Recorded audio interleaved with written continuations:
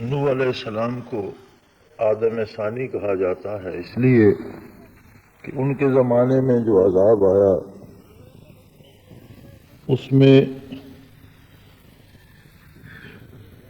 صرف وہ لوگ بچ پائے جو ان کے ساتھ کشتی میں سوار تھے، جن کی تعداد مختلف روایات میں ہے، لیکن کم و بیش 80 کے قریب خواتین اور مرد تھے، جن سے پھر یہ ساری دنیا روئے زمین آباد ہو گیا۔ 950 برس کی تبلیغ کے بعد انہوں نے وہ دعا کی تھی، رب لا تذر علی الارض من الکافرین دیارا، اے اللہ روئے زمین پر کسی کافر کو باقی نہ رہنے دے، انک ان تذرہم لم یلدوا الا فاجرا کفارا، کہ یہ اس قدر بگڑ چکے ہیں کہ اگر آپ نے درگزر فرمایا اور ان میں سے کسی کو باقی چھوڑ دیا تو جو نسلیں ان سے بنیں گی وہ بھی فاجر اور کافر ہوں گی، بدکار بھی ہوں گی، بے دین بھی ہوں گی۔ چنانچہ آسمانوں سے پانی برسا، زمین نے پانی چھوڑ دیا، حتیٰ کہ وفارت النور، چولہے اور تنور جو روٹیاں پکانے کی اور آگ جلانے کی جگہ تھے وہ بھی چشموں میں بدل گئے، اور تمام روئے زمین پر سوائے کشتی نوح علیہ السلام کے جانور بھی وہی بچ پائے جو حضرت نے کشتی میں سوار کر لیے تھے، اور انسان بھی وہی۔ جانوروں کا کیا قصور تھا، وہ کیوں غرق ہوئے؟ اس لیے کہ ہر چیز کا مدار انسانی کردار پر ہے۔ وَخَلَقَ لَكُم مَّا فِي الْأَرْضِ جَمِيعًا، زمین پر جو کچھ ہے یہ تم لوگوں کے لیے، انسانوں کے لیے پیدا کیا گیا۔ اب اگر ایک آدمی پہ بربادی آتی ہے تو اس کا لباس بھی نہیں بچ سکتا، اس کا مکان نہیں بچ سکتا، اس کی جائیداد نہیں بچ سکتی، اس کے متعلقین نہیں بچ سکتے۔ تو زمین پر جتنی مخلوق ہے یہ انسان کے متعلقین میں سے ہے، انسان کے لیے ہیں۔ یہ حضرت ابو ہریرہ رضی اللہ تعالی عنہ سے ایک روایت ہے کہ جنگل میں کسی چڑیا کے انڈے اگر گیدڑ کھا جاتا ہے تو یقیناً کسی آدمی کی کسی برائی کی نحوست ہوتی ہے، اس پہ بھی جو مصیبت آئی اس کے پیچھے کسی نہ کسی فرد کا کردار ہوتا ہے۔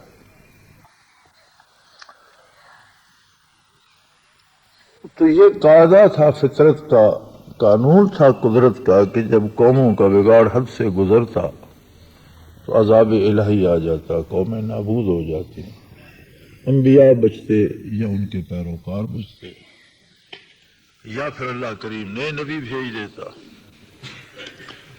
بعثت آقا نامدار صلی اللہ تعالی علیہ وآلہ آلہ وسلم واحد ایک واقعہ ہے جسے انقلاب کہا جا سکتا ہے۔ انقلاب کا لفظی معنی ہے کسی چیز کی حقیقت کو بالکل تبدیل، اتنا تبدیل کر دینا کہ اتنا تبدیل ہونے کا امکان ہی نہ ہو، یا پھر دوبارہ اتنی تبدیل نہ کی جا سکے۔ یا تو حکومت بدل جائے تو اسے انقلاب کہہ دیا جاتا ہے، کوئی چھوٹا سا حادثہ ہو جائے تو انقلاب کہہ دیا جاتا ہے، لیکن حقیقی انقلاب بعثت آقا نامدار صلی اللہ علیہ وآلہ وسلم ہے۔ اور وہ اس طرح کہ ساری نبوتیں آئیں مخصوص زمانوں کے لیے، مخصوص اقوام کے لیے، مخصوص علاقوں کے لیے۔ انقلاب یہ تھا کہ ایک ہی نبوت ساری روئے زمین کے لیے اور سارے زمانوں کے لیے، ہمیشہ تک کے لیے۔ احکام شریعت مختلف تھے، اقوام کے مزاج کے مطابق تھے، دریا کے اس پار ابراہیم علیہ السلام کی نبوت تھی اور دریا کے اس پار لوط علیہ السلام تھے، ان کے احکام اپنے تھے شریعت کی، ان کے احکام اپنے تھے۔ ایک ہی وقت میں دو قوموں میں عبادات کے طریقوں میں یا بعض احکام شرعی میں اختلاف تھا ان قوموں کے مزاج کے مطابق۔ اسی طرح جو نبی آیا اخبار میں تبدیلی نہیں ہوتی، خبر ہو اللہ واحد ہے یہ خبر ہے، حکم نہیں ہے، کوئی اس پہ یقین کرتا ہے یا نہیں کرتا۔ آخرت میں محاسبہ ہوگا یہ خبر ہے، حکم نہیں ہے، اس پہ یقین کون کرتا ہے وہ مومن یا نہیں کرتا کافر۔ فرشتے ہیں، جنت ہے، دوزخ ہے، یہ سب از قسم اخبار ہے، خبریں ہیں، اور خبر جو ہوتی ہے وہ دو نہیں ہوتی، اگر دوسری خبر اس سے مختلف آئے تو پھر دونوں صحیح نہیں ہوتی، دو میں سے ایک درست ہوگی۔ لہذا جہاں تک اخبار اور عقائد کا تعلق ہے تو یہ آدم علیہ نبینا علیہ الصلوۃ والسلام سے لے کر حضور نبی کریم صلی اللہ علیہ وسلم تک ایک ہی رہے، اللہ واحد ہے، آخرت ہے، حساب کتاب ہے، جنت دوزخ ہے۔ اس قسم اخبار جتنے ہیں یہ عقائد ہیں۔ احکام کیا تھے؟ یہ حلال ہے، یہ حرام ہے، اتنی دفعہ نماز پڑھنی ہے، اس طریقے سے نماز پڑھنی ہے، لین دین اس طریقے سے کرنا ہے، نکاح طلاق ایسے ہوگی، یہ مختلف تھے، اور اس قدر مختلف تھے کہ ایک ہی زمانے میں دو قوموں میں دو نبی موجود ہیں تو وہاں احکام کا اختلاف پایا جاتا، ان کے مزاج کے مطابق اللہ کریم انہیں حکم دیتے، ان کے مزاج کے مطابق انہیں حکم دیے۔ انقلاب یہ تھا کہ روئے زمین پر بسنے والی اقوام عالم کے لیے وہ شمال میں ہیں یا جنوب میں، مشرق میں ہیں یا مغرب میں، ایک ہی شریعت، ایک ہی حکم قرار۔ اور یہ آسان کام نہیں تھا کہ ایسا معتدل نظام دیا جائے جو ہر روئے زمین کے باسی کے لیے نہ صرف قابل قبول ہو بلکہ اس پر عمل کرنا آسان ہو۔ کیوں مختلف احکام ہوتے تھے؟ لوگوں کی آسانی کے لیے کہ جیسا ان کا مزاج ہے اس طرح کے احکام انہیں دیے جائیں۔ احکام شریعت سے اللہ کی اطاعت اور قرب الہی مقصود ہے، انسان پر مشقت ڈالنا مقصود نہیں ہوتا۔ لہذا جس طرح کے ان کے مزاج ہوتے تھے اس طرح کے احکام ہوتے تھے۔ انقلاب یہ تھا کہ ایسا معتدل، ایسا قابل عمل اور ایسا آسان ترین نظام دیا جائے جو روئے زمین کی تمام قوموں کو لیے قابل عمل ہو اور اس پر عمل آسان ہو۔ اگرچہ اقوام عالم نے اسلام قبول نہیں کیا، ساری قومیں مسلمان نہیں ہوئی، لیکن یقیناً زمین کا کوئی خطہ ایسا بھی نہیں ہے جہاں مسلمان نہ بستے، اس لیے کہ دنیا کا ہر تیسرا فرد مسلمان ہے۔ 6 کھرب آبادی میں سے 2 کھرب مسلمانوں کی تعداد ہے، یعنی ہر تیسرا بندہ مسلمان ہے، تو جہاں جہاں ہے وہاں نماز، روزہ، احکام شریعت پر عمل کرنا کوئی مشکل نہیں۔ ایسا انسانی مزاج کے یہ انقلاب ہے۔ پھر انقلاب یہ ہے کہ اپنے لیے سارا زمانہ جیتا ہے۔ نبی کریم صلی اللہ علیہ وسلم نے سکھایا کہ تمہیں دوسروں کے لیے جینا، تمہارے وجود سے مظلوم کی مدد کہاں ہوتی ہے، ظالم کا ہاتھ کیسے رکتا ہے، تمہارے وجود سے کتنے لوگ اور پلتے ہیں، تمہاری ذات سے اور کتنے لوگوں کو فائدہ ہوتا ہے، کتنے لوگوں کے عقائد کی اصلاح ہوتی ہے، کتنے لوگوں کا کردار سنورتا ہے، کتنے لوگوں کی آخرت سنورتی ہے، تم دنیا میں دوسروں کے لیے کیا کر پائے۔ اور یہی فلسفہ قرآن نے دیا، وَكُنْتُمْ خَيْرَ أُمَّةٍ أُخْرِجَتْ لِلنَّاسِ، تم بہترین امت ہو اس لیے کہ تم روئے زمین پر بسنے والی نوع انسانی کے لیے کھڑے کیے گئے ہو، تمہیں اس لیے چنا گیا ہے۔ تم نے جب دامان نبوی کو تھاما تو تمہیں یہ شرف حاصل ہوگا کہ جس طرح نبی سارے جہانوں کے لیے، اسی طرح تم بھی ساری انسانیت کی بہتری چاہنے کے لیے ہو گئے، سب کی بھلائی کے لیے۔ اخرجت للناس، جہاں تک الناس، جہاں تک اولاد آدم، جہاں تک انسان، جہاں تک آدمی ہے، ان سب کے خیر خواہ تم ہو. یہ انقلاب. ایک اصطلاح ہے صوفیاء کی، ترقی معکوس، الٹی ترقی. سالک جب اللہ اللہ کرتا ہے، محنت کرتا ہے، اللہ کی بارگاہ میں قبول ہوتی ہے اور وہ قرب الہی میں آگے بڑھتا جاتا ہے. اور یاد رکھیں، یہ غلط مفروضہ ہے کہ فلاں نے سارے منازل حاصل کر لیے. منازل سلوک لا منتہا ہیں، کبھی ختم ہوتے ہی نہیں. قرب الہی ایک ایسا کیف ہے جس کی کوئی حد نہیں اور کوئی انتہا نہیں ہے کہ یہاں پہنچے آپ تو آگے اللہ کریم تشریف فرمائیں اور آپ پہنچ گئے اور سلوک اور راستہ ختم ہو گیا. ایسی کوئی بات نہیں ہے.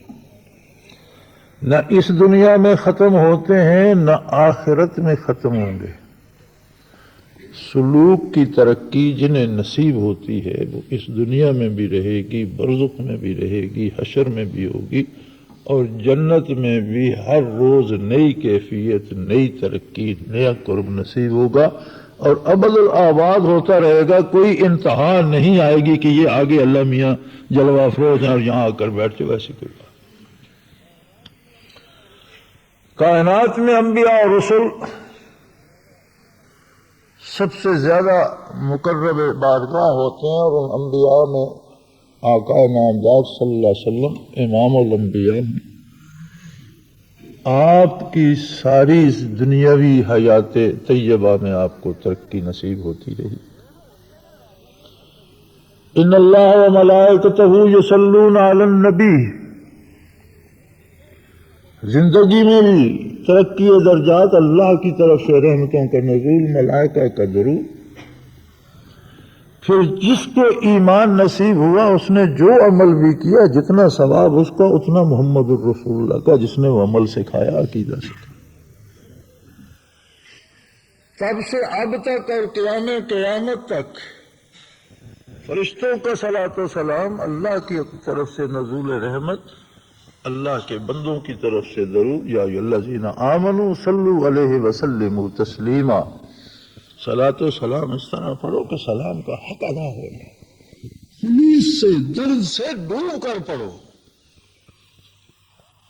صلو علیہ وسلموا تسلیما، اس طرح پڑھو کہ سلام کا حق ادا ہو جائے. دل کی گہرائی سے پڑھو، ڈوب کر پڑھو، دل سے پڑھو.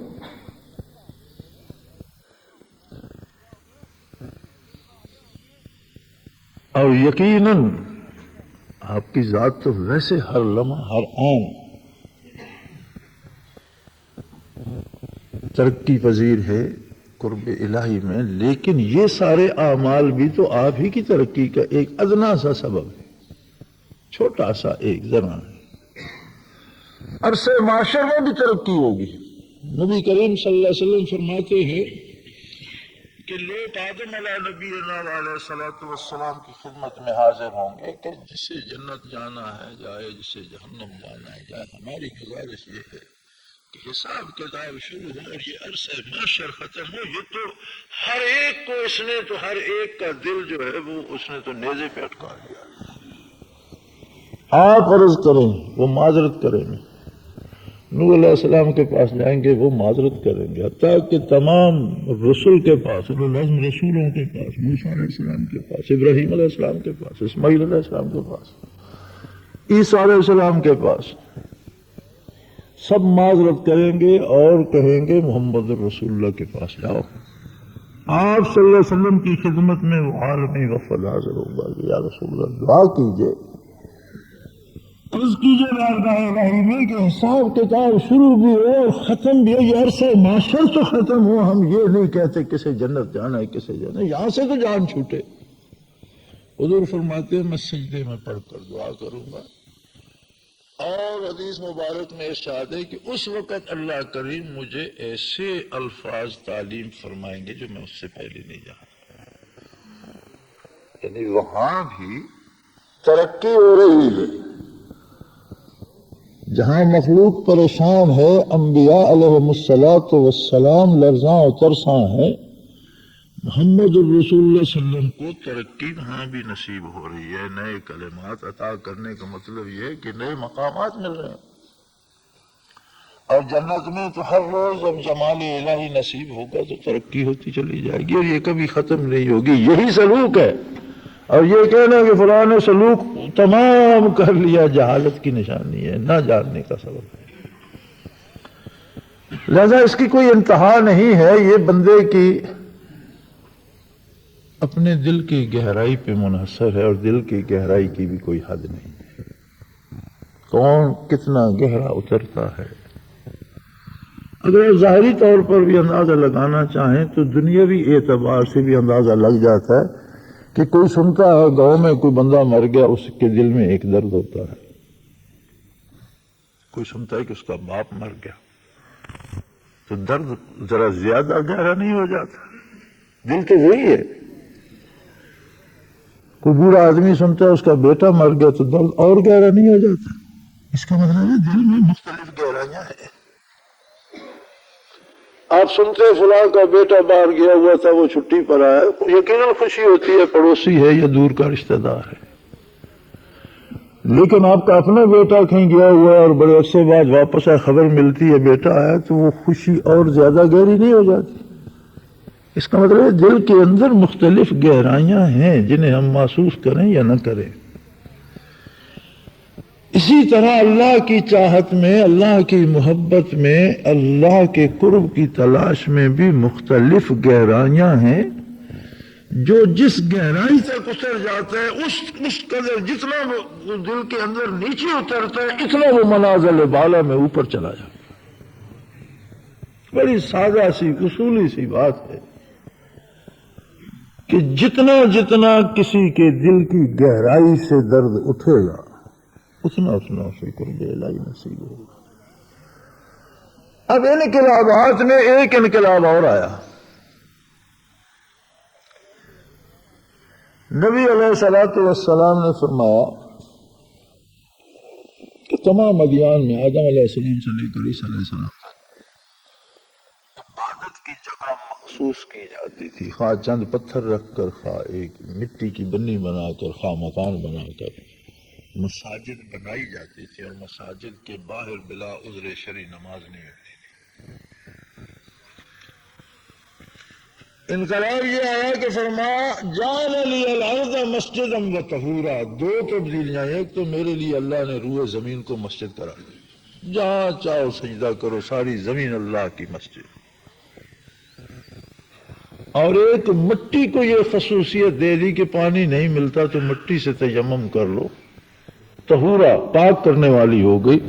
پانی سے حضور فرماتے ہیں جلد پاک ہوتی ہے، تیمم کیا جائے تو ہڈیوں کا گودا تک پاک ہو جائے.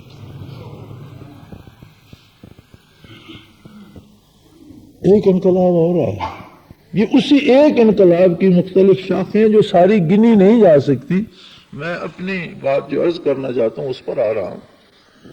ایک انقلاب اور آیا کہ آسمانی عذاب ختم. ما کان اللہ لیعذبہم وانت فیہم.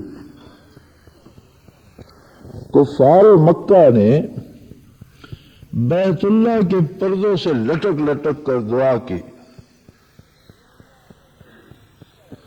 کہ اللہ اگر یہ نبی سچا ہے، ان کان ھذا ھو الحق امطر علینا حجارۃ من السماء او ائتنا بعذاب علیم. اگر یہ نبی اور یہ دین سچا ہے تو پھر ہم پر پتھروں کی بارش برسا یا کوئی دردناک عذاب بھیج، ہمیں تباہ کر دے، ہم اسے نہیں مانیں گے. جواب آیا ما کان اللہ لیعذبہم وانت فیہم. میرے حبیب تو بھی وہیں موجود ہو اور وہیں میرا عذاب بھی آئے، اللہ کو یہ بات پسند نہیں. کر لیں جتنی گستاخیاں کرتے ہیں. اور صرف مکے پر نہیں، پوری انسانیت پر اجتماعی عذاب جو ہیں وہ ہمیشہ کے لیے ختم کر دیے گئے، اس لیے کہ نبی کریم صلی اللہ علیہ وسلم کی نبوت ہمیشہ کے لیے ہے، گویا آپ بحیثیت نبی ہمیشہ کے لیے ہیں۔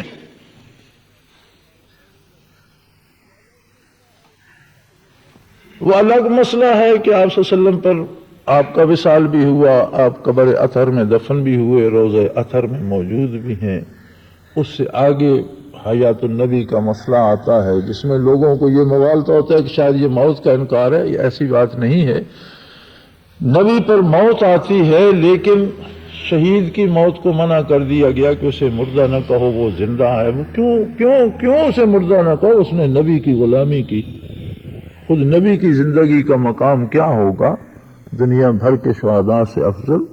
موت آئی، اس سے احکام بدل گئے، موسم بدل گئے، احکام برزخ کے ہو گئے، کھانا پینا سونا جاگنا برزخ کا ہو گیا، لیکن زندگی پہلے سے زیادہ منور اور روشن ہو گئی۔ اپنی قبر میں ہر نبی دنیاوی زندگی سے زیادہ روشن زندگی سے جی رہا ہے، اور حضور اکرم صلی اللہ علیہ وسلم تمام انبیاء کے سردار ہیں۔ وہ الگ مسئلہ ہے، لیکن شاید اس میں تو اختلاف کی گنجائش نہیں ہے کہ بحیثیت نبی نبوت تو آپ کی موجود ہے۔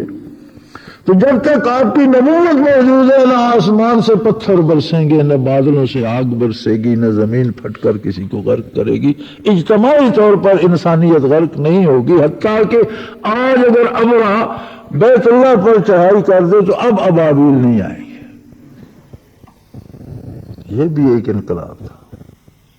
آسمانی عذاب بحیثیت مجموعی آنا بند ہو گئے، تو پھر یہ جو کفر بڑھے گا، ابرے تو پیدا ہوتے رہیں گے، فرعون تو پیدا ہوتے رہیں گے، موسیٰ نہیں آئے گا، ابرے تو آئیں گے، ابابیل نہیں آئیں گے، تو کون کرے گا؟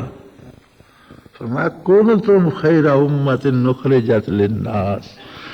اب یہ تمہاری ذمہ داری ہے جنہوں نے دامان محمد الرسول اللہ کو تھاما ہے۔ اب تم ہی ابابیل بھی ہو، اور تم ہی اللہ کے فرشتے بھی ہو، تم ہی اللہ کے بندے بھی ہو، تم ہی اللہ کے سپاہی بھی ہو، اور تم ہی وہ ہو جو نوع انسانی سے فساد کو اور ظلم کو مٹانے کے ذمہ دار ہو۔ ہم نے ترقی معکوس کر لی۔ تصوف کی اصطلاح ہے ترقی معکوس۔ ہوتا یہ ہے کہ جب آدمی کا مزاج بگڑتا ہے، اس کی سوچ بگڑتی ہے، اور اس راستے کا سب سے بڑا بگاڑ یہ ہوتا ہے کہ جب وہ خود کو کچھ سمجھنے لگ جاتا ہے۔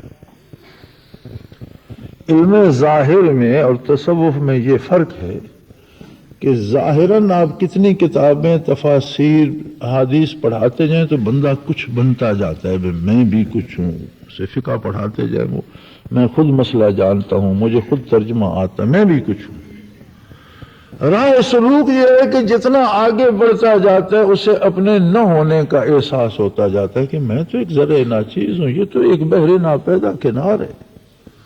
یہاں تو بڑے بڑے شناور جو ہیں اور بڑے بڑے کشتی، کیا بڑے بڑے جہازوں والے، ان سے غلطی ہوئی اور ڈوب گئے، اور پھر کوئی پتہ دری برتا کشتی فروش شد ہزار کہ پیدا نہ شد تختہ بر کنار، ایسے ایسے جہاز ڈوبے کہ جن کا ایک تختہ بھی کنارے سے نہیں لگا۔ تو میری حیثیت، آدمی اپنی حیثیت، اپنا وجود، اپنی رائے بھولتا چلا جائے، یہی سلوک کا کمال ہے۔ جب بدنصیبی گھیرتی ہے تو اس کے ذہن میں ایک وہم پیدا ہونا شروع ہو جاتا ہے کہ نہیں، میں تو اب پارسا ہو گیا ہوں، وہ دوسرا تو مجھ جیسا نہیں ہے، میں تو اب سمجھنے لگ گیا ہوں، دوسرا میری طرح سمجھدار تو نہیں۔ یہ ترقی معکوس شروع ہو جاتی ہے۔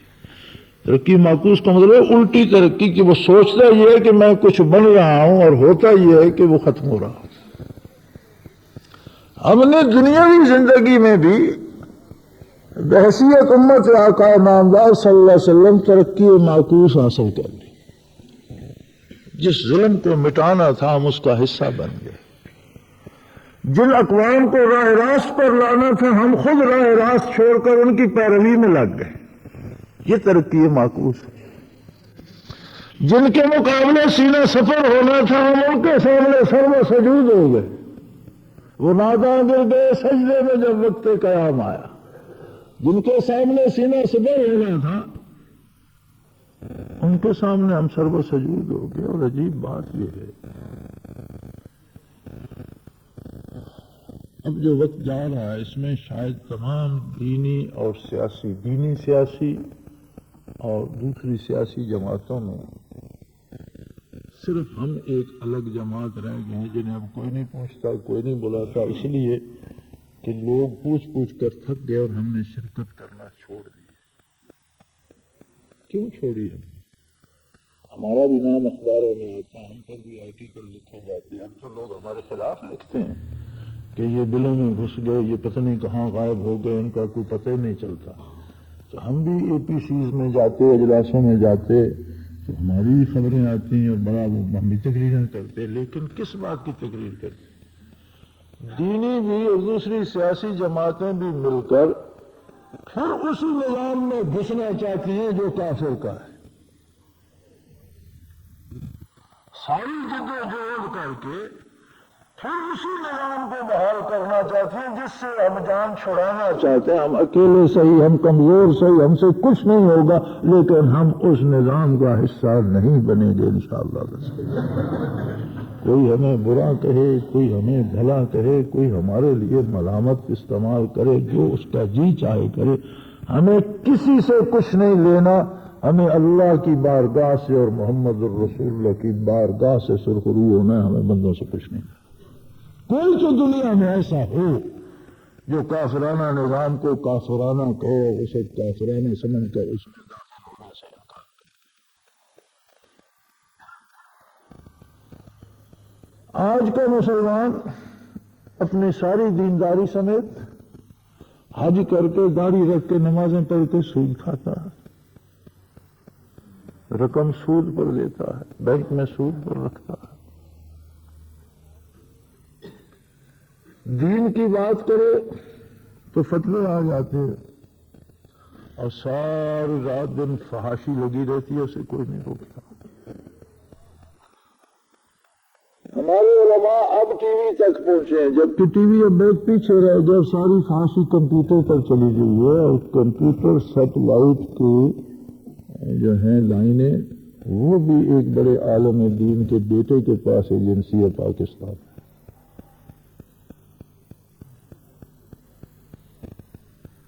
یہ ترقی معکوس ہے کہ تقریروں میں جس نظام کی آپ مخالفت کرتے ہیں، عملی زندگی میں آپ اسی کو ترویج دے رہے ہیں۔ منبر پر بیٹھ کر جسے غلط کہتے ہیں، باہر جا کر اسی میں شامل ہونے کے لیے ووٹ مانگتے ہیں۔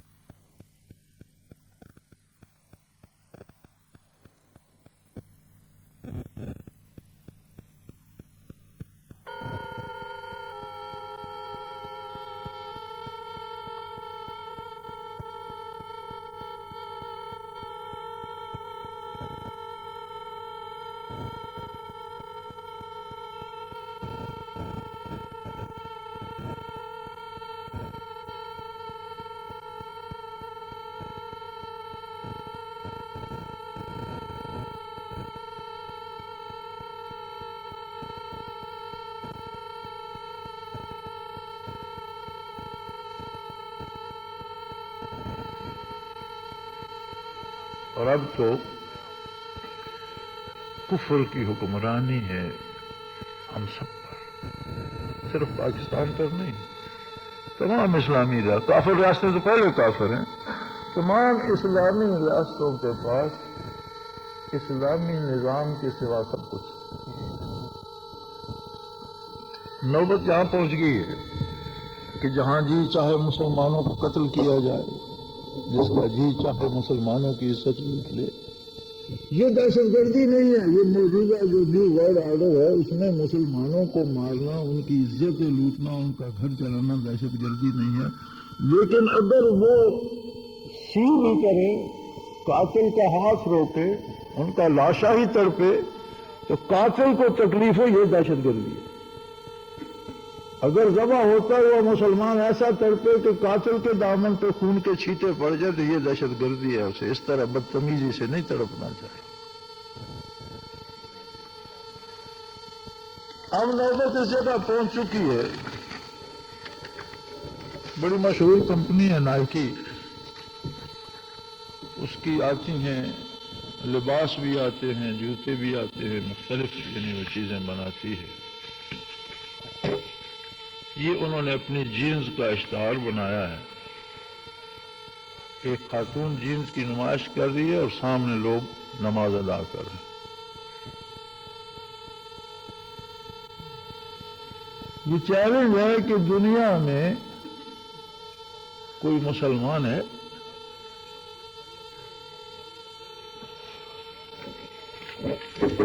دوسرا انہوں نے اشتہار بنایا اپنے جوتے کا،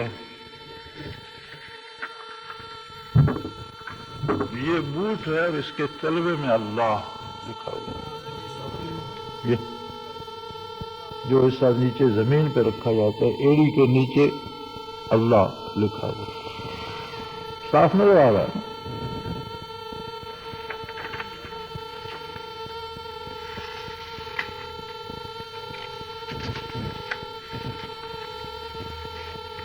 یہ پرسوں امریکہ سے آئی ہے، ساتھی بھیجتے رہتے ہیں، اس پہ سرخ لکھا ہوا تھا، اس کی ایڑی پہ سفید لکھا ہوا ہے۔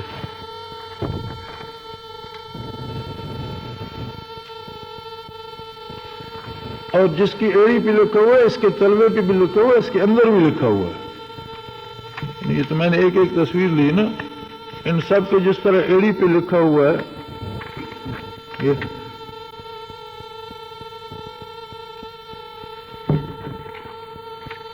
اسی طرح ان کے نیچے اور ان کے اندر بھی لکھا ہوا ہے۔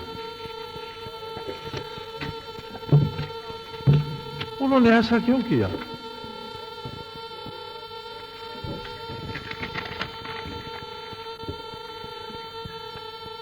انہوں نے صرف بنایا نہیں،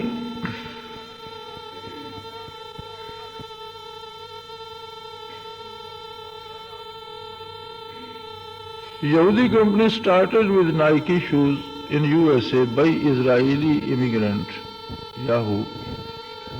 Then Nike started giving money to any company in the world who will stamp their name or logo on any kind of product. All Muslim countries including Pakistan started placing logo on there. اب ہماری کمپنیوں نے وہ Nike کا نام استعمال کرنا شروع کر دیا، ساری مسلم ممالک کر رہے ہیں۔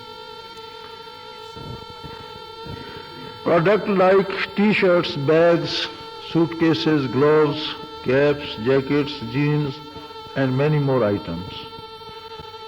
The name brand becomes so famous that $20 shoe is sold for $180۔ $20 کا جوتا $180 میں بکتا ہے۔ Nike has put the name of Allah on wrong place, also showing women advertising jean on the wrong place. Indonesia, Malaysia, Saudi Arab and Arab Emirates has banned Nike, but still going on in Pakistan.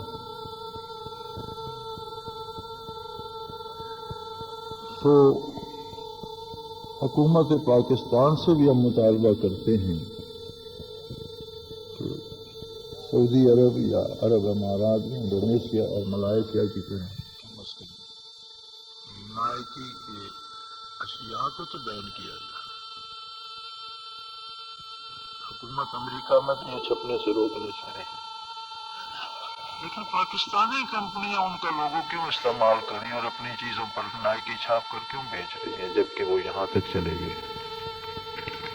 یہ جتنے آپ cold drinks پیتے ہیں ان میں بھی اسی طرح کے تماشے ہیں. جیسے پیپسی ہے، اس کا اصل یہ ہے کہ پے ایچ پینی سیو اسرائیل، پے ایچ پینی سیو اسرائیل. اسی طرح یہ کوک وغیرہ کو بھی آپ الٹ کریں تو کوئی نہ کوئی غیر شرعی لفظ بنتا ہے، اور ان سب میں سے اسرائیل کو فنڈز جاتے ہیں، اس لیے کہ بیسک نسخہ جو ہے وہ یہودیوں کے پاس ہے، اور یہ ساری کمپنیاں ان کی اجازت سے بناتی ہیں اور ان کو رائلٹی پے کرتی ہیں. کیا یہ ممکن نہیں کہ ہم تازہ مالٹا خرید کر اس کا جوس پی لیں، خود نکال لیں؟ کیا یہ اچھا نہیں کہ اپنے ملک کا آم خرید کر اس کا ملک شیک بنا لیں؟ یعنی ہم غیر شعوری طور پر بھی اپنے سرمایہ سے ان کی مدد کر رہے ہیں، اور شعوری طور پر بھی میرے خیال میں اس سے زیادہ رسوائی اور ذلت کی بات شاید کبھی نہ ہو. ہم اس میں کیا کر سکتے ہیں؟ ایک بات تو ہم بڑے درد سے حکومت سے عرض کر سکتے ہیں کہ خدا کے لیے نائکی کو بین کیا جائے. دوسری بات تب کریں گے جب اس کا وقت ہوگا انشاءاللہ العزیز. افغانستان میں جو مظالم ہوئے ہیں اس خون سے اب شعلے بھڑکیں گے، رد عمل آئے گا، اور غزوۃ الہند شروع ہوگا، اور یہی برے صغیر میدان کارزار ہوگا. ہم بھی ہوں گے، کفار کے لشکر بھی ہوں گے، اور اللہ کی قدرت بھی ہوگی. پھر دیکھیں گے کیا ہوتا ہے. تب تک اپنی قوت کسی نعرہ بازی میں صرف کرنے کی ضرورت نہیں، کہیں شو بنانے کی ضرورت نہیں، کوئی اخبار مخالف لکھتے تو اس پر چڑھنے کی ضرورت نہیں ہے. نبی علیہ الصلوۃ والسلام کے خلاف لکھا بولا گیا، پتھر پھینکے گئے، تکالیف دی گئی. اللہ کے خلاف لوگوں کی زبانیں دراز ہیں، اور حق پر ہونے کی دلیل یہی ہے کہ اہل باطل اسے بھلا برا کہتے رہتے ہیں. جو باطل کے دل میں بھی نہ کھٹکے وہ خار کیسا؟ کم از کم شیاطین تو چیختے رہے. اپنی طاقت کو مجتمع رکھیں، دل میں اتریں، دل میں خلوص پیدا کریں، اور گہرائی تک اتریں. الحمدللہ حضرت رحمۃ اللہ علیہ نے مجھ اکیلے کے ذمہ لگائی تھی خدمت. اللہ نے جتنی خدمت مجھ سے لی اس کا احسان ہے. میں نے جاپان سے امریکہ اور چین سے افریقہ تک سفر کر کے الحمدللہ اللہ نے مجھے توفیق دی اور یہ خدمت کی. اب ہمارے پاس نصف سینکڑا مجازین ہیں، اب ان کی باری ہے. محنت کریں، اللہ کے بندوں کو اللہ کی طرف بلائیں، اور احباب کو مرکز سے آشنا کریں. ایک فطرت ہوتی ہے انسان کی، جو ایک رات یہاں ٹھہر جاتا ہے وہ خود اون کرنے لگتا ہے، وہ آپ کا نہیں، وہ اپنا مرکز سمجھتا ہے. جو مرکز تک آ نہیں سکتا وہ محض ایک بندے کی ذات تک رہتا ہے، اور مرکز کو آپ کا مرکز کہتا ہے. محنت کریں، وقت آ رہا ہے. ایسے لوگ پیدا کریں جن کے دل میں خلوص ہو، جن کے عقائد صحیح ہوں، اور جو اللہ کے رسول کے لیے جان دینے کی جرت رکھتے ہوں. 1 2 10 10,000 10 لاکھ اپنی ساری توجہ. مجازین آباد باقاعدہ ہو رہے ہیں، اور الحمدللہ ان کی رپورٹیں آتی ہیں. میں خود ہر رپورٹ دیکھتا ہوں، پھر ناظرین اعلیٰ کو بھیجتا ہوں. بہتر صورتحال بن رہی ہے، لیکن اس سفر کی کوئی آخری منزل نہیں ہے، اس کمال کی کوئی انتہا نہیں ہے، اس مجاہدے کی کوئی حد نہیں ہے. زیادہ سے زیادہ محنت کو بڑھائیے، خلوص سے کام کیجیے، اپنے طرف دھیان رکھیے، اپنے آپ کو سوچیے. اپنا محاسبہ کیجئے، دوسروں پر تنقید میں وقت ضائع نہ کرے۔ حضرت رابعہ بصری رحمۃ اللہ تعالی علیہ اکثر بیان بھی فرمایا کرتی تھی خواتین میں، تو ایک دن کسی نے پوچھا کہ آپ ہمیشہ بیان میں آج تک آپ نے شیطان کی مذمت نہیں فرمائی، ہمیشہ بیان تو فرماتی ہیں، تو انہوں نے فرمایا کہ کچھ شیطان کو برا کہنا فرض ہے، تو جتنی انرجی جتنے الفاظ اسے برا کہنے میں خرچ کروں گی وہ اللہ کی تعریف میں کیوں نہ خرچ کروں؟ اس سے برا کہنے میں بھی تو کچھ لفظ بھی ادا کرنے ہوں گے، وقت بھی لگے گا، انرجی بھی لگے گی، دماغ بھی لگے گا، تو میں اتنی قوتیں شیطان کی برائی پہ صرف کرنے کی بجائے اللہ کی بڑائی پہ کیوں نہ صرف کروں؟ اپنے آپ کو ایسے کالم میں ڈھالیے کہ دوسروں کی برائیاں دیکھنے کی بجائے اپنی کمزوریاں دیکھیے اور خود اپنی اصلاح کیجیے، اپنی محنت کیجیے۔ کسی میں کوئی خامی نظر آئے تو بھلائی یہ ہے کہ اس کے لیے دعا تو کریں کہ اللہ اس کی اصلاح کرے۔ اللہ کریم آپ سب کا حامی و ناصر ہو۔ وقت زیادہ نہیں ہے، محنت کی زیادہ ضرورت ہے۔ الیکشن ہوں گے، اللہ کرے ہوں، یقیناً کسی نہ کسی کو ووٹ ہمیں بھی دینا پڑیں گے، لیکن جب الیکشن قریب آئیں گے، لوگ میدان میں اتریں گے تو ہم دیکھ کر انشاءاللہ اجتماعی فیصلہ کریں گے۔ اس سے پہلے کسی فیصلے کی ضرورت نہیں ہے۔ وقت آنے پر دیکھیں گے کون کس سال میں ہے اور کون ان میں مناسب آدمی ہے اور کون موضوع ہے، تو پوری الاخوان کا فیصلہ اجتماعی حیثیت سے شورا میں بیٹھ کر کریں گے انشاءاللہ۔ اس سے پہلے اگر کوئی پوچھے تو اسے کہہ دیجیے کہ ابھی تک طے نہیں ہے، جب فیصلہ ہوگا طے ہوگا تو کس کو ہم ووٹ دیتے ہیں کس کو نہیں دیتے، یہ بات کی بات ہے۔ دعا کر لیجیے اللہ کریم آپ سب کو توفیق خیر ارزاں کرے۔ ناظم اعلیٰ کو دے دو، کسی ساتھی نے لینی ہو تو وہاں سے فوٹو کاپی بنوا لینا۔ اللہم صلی علی سیدنا و مولانا محمد وعلی آل سیدنا و مولانا محمد وبارک وسلم وسلم علیہ۔ اللہم ربنا لا تقتلنا بغضبک ولا تہلکنا بعذابک واعف عنا قبل ذلک۔ اللہم ربنا لا تسلط علینا من لا یرحمنا، انت ولینا فی سفرنا وحضرنا فی مالنا واہلنا، انت ولینا فی الدنیا والآخرہ، توفنا مسلمین والحقنا بالصالحین۔ اللہم انصر الاسلام والمسلمین، اللہم اید العساکر المسلمین فإنک علی کل شیء قدیر۔ اللہم ربنا وفقنا لما تحب وترضى واجعل آخرتنا خیر من الأولى۔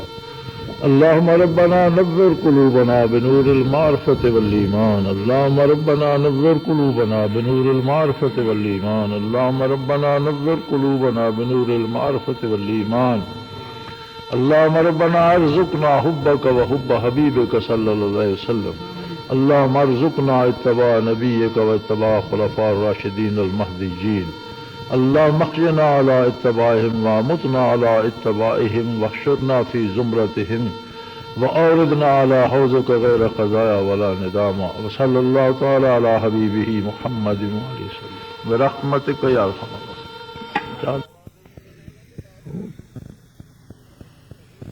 بیک لفظ تمام گفتن تمنائے جہانے را، بیک لفظ تمام گفتن تمنائے جہانے را،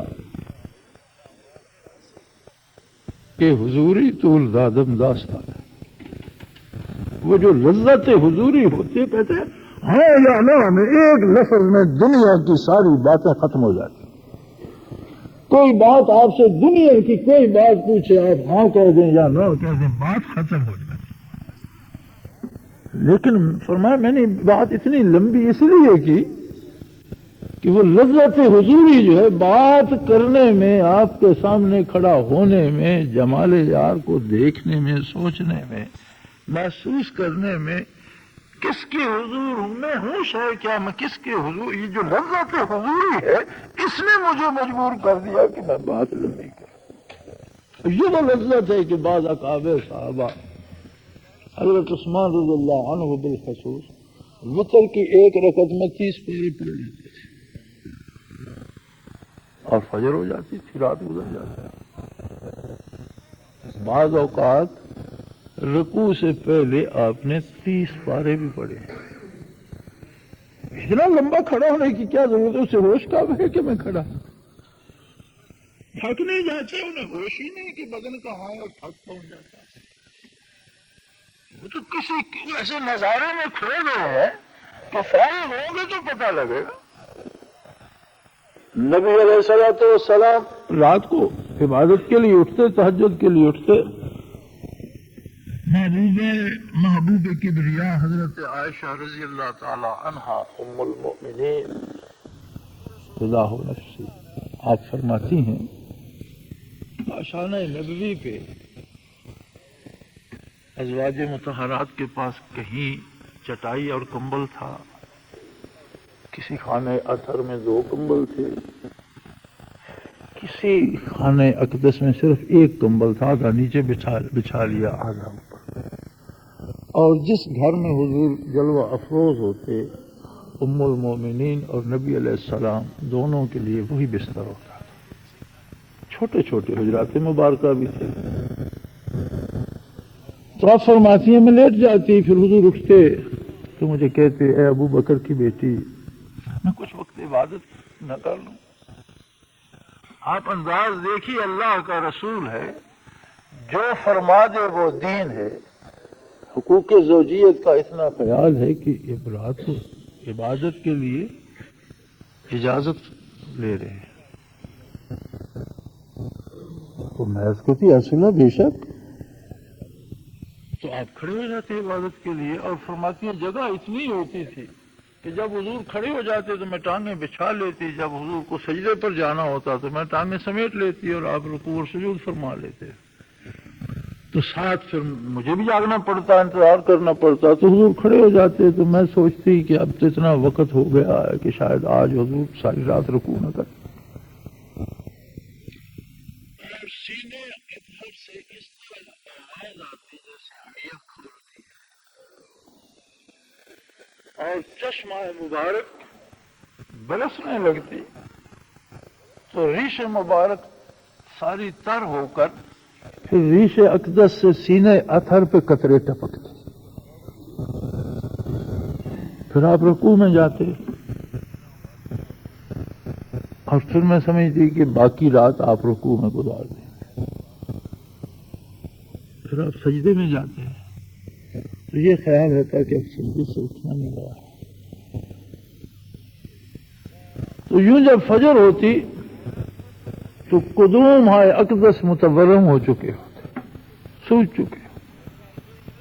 تو فرماتی ہیں ایک دن میں نے عرض کی یا رسول اللہ، دنیا بھر کو آپ کی شفاعت کی امید ہے، اگلے پچھلے جو امتیں پہلے گزر گئیں جو آپ کی امت ہے، یہ سارے اس بات کی امید لگائے بیٹھے ہیں کہ آپ ان کی شفاعت فرمائیں گے اور وہ بخشے جائیں گے، تو آپ اتنا اپنے آپ پر اتنا بوجھ کیوں لیتے ہیں؟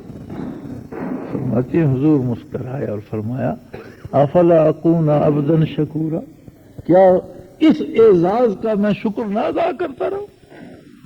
اللہ نے اگر مجھے یہ اعزاز بخشا ہے تو میں اس کا شکر گزار بننا نہ بنوں۔ یہ ضرورت کی بات نہیں تھی، یہ بات اس لذت ملاقات کی تھی۔ منزو کے حضوری طول دازم داستان رہا، جب بات اللہ سے چھڑ گئی، جمال الہی سامنے ہے، رسول رب کھڑا ہے، اب وہ جمال کو بھی آنکھوں میں سینے میں اتار رہا ہے، باتیں بھی کیے جا رہا ہے، تجلیات بھی برس، وہ ایک جو عجب چیز ہے لذت آشنائی، دو عالم سے کرتی ہے بھی بھائی میرے اگر ہمیں اللہ نے نماز کی توفیق دی ہے تو کیا یہ احسان کم ہے کہ اس نے ہمیں اپنے ساتھ بات کرنے کی اجازت بخشی ہے؟ اب اس میں ہماری دکانداری کو کیا تعلق اور اس میں ہماری بیماری کو کیا تعلق؟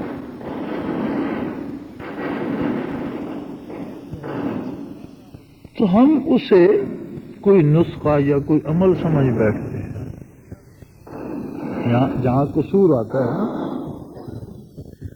اللہ تجھ میں بھی کوئی شیطان گھس گیا، اسے یہ باتیں پسند نہیں نہ آتی. شیطان کی پوری کوشش ہوتی ہے کہ بندہ بے شک عبادت کرے لیکن اللہ سے دوستی نہ کرے، اسے اپنا نہ بنائے، خود اس کا نہ ہو جائے. پھر اسے بھی پتا ہے کہ یہ رکوع و سجود اٹھک بیٹھک کرتا رہے. یہی وتیرہ جو آج کل اقوام مغرب کا ہمارے ساتھ ہے کہ نام تو اپنا دین محمد ہی رکھو لیکن زندگی اس طرح گزارو جس طرح ہم کہتے ہیں. ہمیں تمہاری مسلمانی پہ کوئی اعتراض نہیں، کہو ہم مسلمان ہیں، نام غلام محمد دین محمد نور محمد رکھو، کوئی اعتراض نہیں، لیکن ہمارے ساتھ مل کر شرابیں پیو، خنزیر کھاؤ، ورنہ ہو کر ناچو گاؤ. پھر انہیں پتہ ہے کہ یہ نور محمد دین محمد غلام محمد ان کے کام نہیں آئے گا، نام کا مسلمان ہونا ان کے کام نہیں آئے گا. یہی فلسفہ شیطان کا بھی ہے. وہ اس بات سے نہیں روکتا کہ نام ایسا نہ رکھو، کردار پہ آتا، اور کردار میں سے سب سے زیادہ زور اس بات پہ لگاتا ہے کہ کوئی بندہ اللہ سے دوستی نہ کرے، کیونکہ اس پہ اس کا بس نہیں چلتا. وہ کریم نے ازل سے کہہ دیا ہے، جب یہ مکالمہ ہوا تھا نا کہ تو نے سجدہ کیوں نہیں کیا، بھائی کہا انا خیر منہ خلقتنی من نار وخلقتہ من طین، میں اس سے بہت بہتر ہوں، مجھے تو نے پیدا کیا آگ سے، آگ تو بڑی اعلیٰ شے، صاف شفاف، اور یہ کیچڑ مٹی سے بنا. رد ہو گیا، راندے بارگاہ ہو گیا. تو کہنے لگا کہ اللہ جس کے لیے تو نے مجھے مردود قرار دیا ہے یہ میری پوجا کریں گے، تیری عبادت نہیں کریں گے. اللہ بڑا بین، اس نے کہا میرا جہنم بڑا وسیع ہے، تجھے اور تیرے چاہنے والوں سب کی جگہ اس میں موجود ہے. ہاں لیکن ایک بات تو بھی کان کھول کے سن لے، ان عبادی لیس لک علیہم من سلطان، جو بندہ میرا ہو جائے گا تو بھی اس کا کچھ نہیں بگاڑ سکے. یہ جو کسی کا ہو جانا، رب کا ہو جانا، رب کو اپنا جان لینا، مان لینا، اس بات پہ وہ سارا زور لگاتا ہے کہ یہ بندہ میری مار سے نکل جائے گا. تو اس لذت آشنائی پہ اسے کافی تکلیف ہوتی ہے. لیکن یار ایک بات تو ہے، جس سے سنو کہتا ہے شیطان پریشان کرتا ہے، کوئی تو ایسا بھی ہو جو شیطان کو پریشان کرتا. مسلمانی تو یہ ہے کہ ہمارے نام سے شیطان پریشان ہوا کرے، لیکن ہم ہیں کہ ہر ایک کی شکایت ہے شیطان مجھے پریشان. بھئی شیطان تو راندے درگاہ ہے اور تیرے ساتھ اللہ ہے، اللہ کا حبیب ہے. پھر تجھے کیسے پہ، اس لیے کہ شاید تو اپنی حمایت سے نکل گیا ہے، دور ہو گیا ہے. واپس آ، اللہ کے حضور میں آ، بارگاہ عالی میں آ، تو کہنا